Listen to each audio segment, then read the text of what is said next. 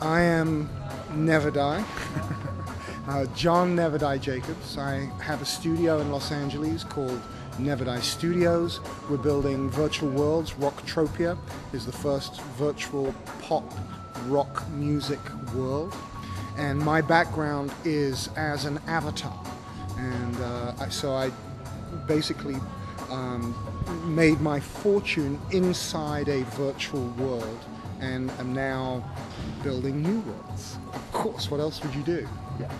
Okay, well, I think what struck me coming here that was interesting is that, I have a background in independent filmmaking. So in the mid-90s, I was in Oldenburg at film festivals and gatherings of, filmmakers and writers.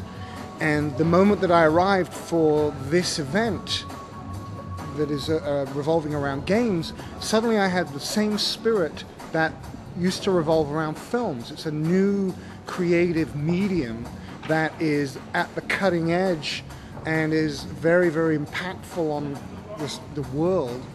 It's a great way for a country to reach out onto the world stage, and so I felt very much the same excitement that exists around cinema, which is interesting. It is not the very beginning, but it is really an extremely young industry, and the first 20 or 30 years have been dominated by the large publishers. But what's happened is, as technology has developed, it's actually opened the door much wider for independent production studios, and so you're getting a very, very creative surge where the barrier to entry is not so high. Also, because of social media and the internet and the iPhones and all of these mobile devices, the platforms for interactive games there's vast. And this really is suddenly a tremendous creative opportunity for small companies. So, what that creates is an excitement, an entrepreneurial spirit, and I would say we're at the very beginning of that. Well, I found out today, while I'm here in Frankfurt, that the global games industry is expected to hit about 64 billion in the next 3 years. And that really is dwarfing, film and music. And as it happens, also other mediums are starting to gravitate towards games and digital interactive technology as a way to carry their message. So the growth is phenomenal.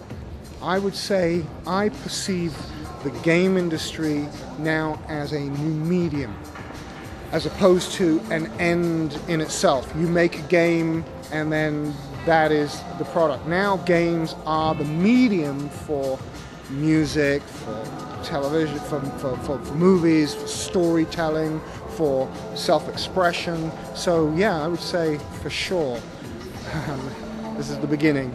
Interestingly enough, a lot of the companies that I'm working with are actually European based, and there's, without question, the quality of talent and imagination in Europe is extraordinary. Now, I think America, of course there's a lot of development going on in America, but the market forces are slightly different, and I think that difference really opens up tremendous opportunities for European companies to establish themselves as something completely different.